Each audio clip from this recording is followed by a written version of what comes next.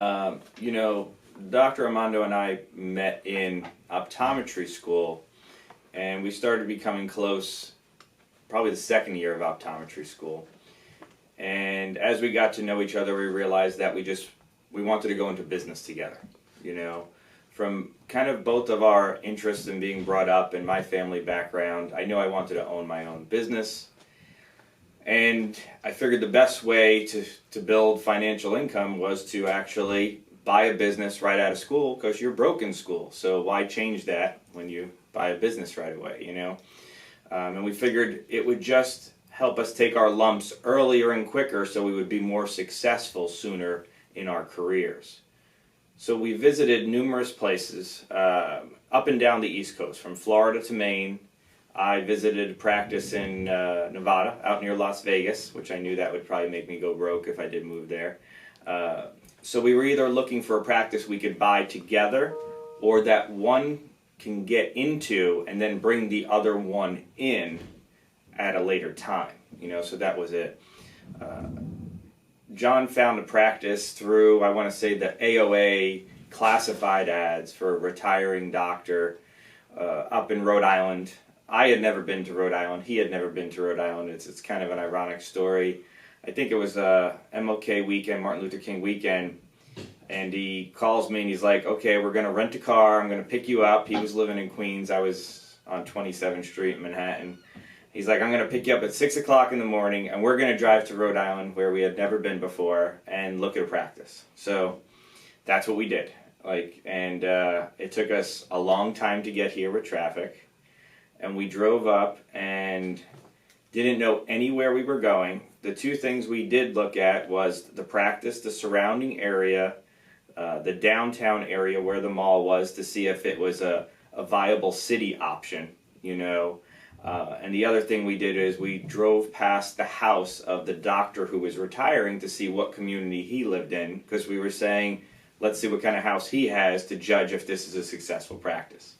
So it was a very long day, and it was a very unique experience for us, because obviously this gave us the opportunity that we would have to relocate to a state away from both of our families completely that we had never been to before. But we felt at the end what we did was we engaged in conversations and negotiations, and we agreed to a price, and then we came to work at the practice for that price that was agreed to beforehand. And for a certain amount of months, we wanted to make sure that the practice was generating the revenue that was proposed to us on the tax returns. Because, not saying this, we bought it from a great doctor, and Dr. Birchfield ran a great practice, and he was a great optometrist. But there's a lot of other practitioners out there where the numbers don't always add up to what's on tax returns and P&Ls, and maybe there's some disorganization. So we felt agreeing to the price before and making sure those numbers supported it was how we decided to validate things. And so we had a transition buyout with the doctor.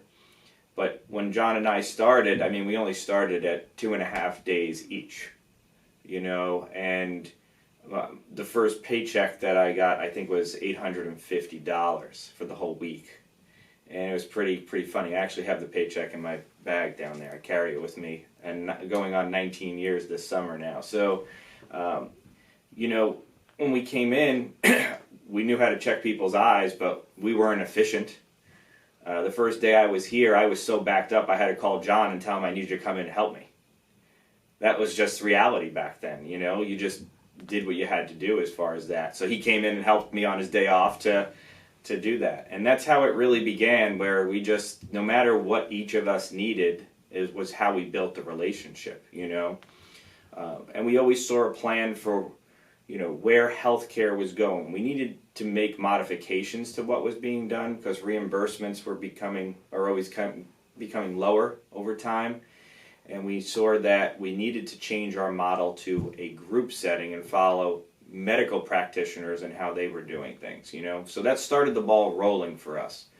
But in the beginning, it was crazy. I mean, you would go home nauseous. You're trying to do so many different things, learn things. We would do billing at nighttime after we saw patients. The person that was with us at the time, we had let go. And but it taught us how to do billing ourselves. I mean, you're here till 10 o'clock at night trying to learn how to do it from that aspect. You're not taught that in school. You're not taught how to run a business in school.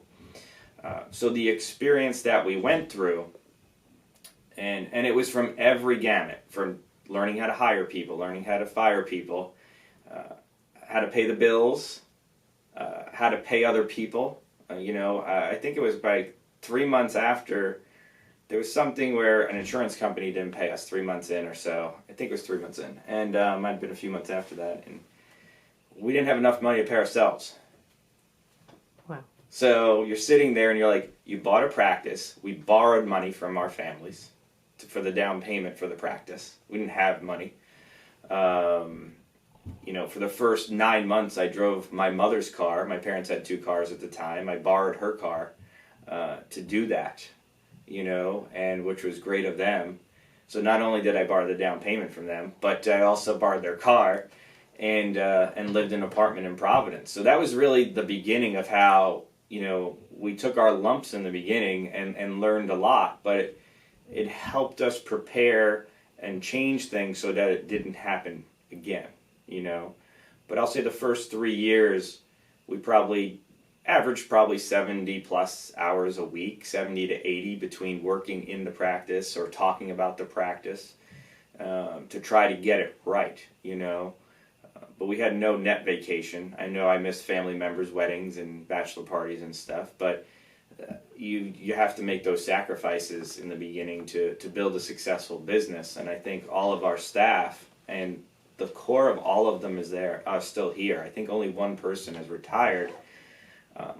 They got to see how John and I really cared about our business, But at that time, it was only John and I, and the retired doctor was on with us part-time for the transition. So we were very small. We were operating out of really 3,000 square feet, and that's, we're now four times the size of where we were back then, 18, almost 19 years ago. So it's been a crazy run as far as that for Westminster and how it's expanded, But we wouldn't be here if it wasn't, number one, for the people that are in the community. We have an amazing community of people, of patients, and they're very loyal to us and dedicated, and and it is truly a family. And the same thing for our work family, the girls and now guys that are with us. Originally it was mostly girls, I should say ladies. Most of them in the beginning for us were single moms, so we felt a real obligation to them and a bond with them that they were out trying to support their kids by themselves. And it was really, John and I's, driving point of that. We wanted to do everything we could to be a successful business so we could give back to them to help them with raising their kids and stuff, So we owe really everything we've built to our employees over the years that have helped stay with us, because we change things quite frequently. We've gotten over the fear of change, and we are true believers in the only way to grow is through changing things and modifying things, So working for us is not an easy thing. You have to be open to new ideas and change, and it might, we just planned a boot camp, right, for within 12 hours, I think. So that's just kind of how we do things, But so it's been exciting, and the expansion of what we've built so far is just the beginning. I really feel for the vision of what we have and what we're trying to build for, as I call, my empire. Everybody has their own empire and how they define it, So hopefully that answered your question about Westminster and why we put it together.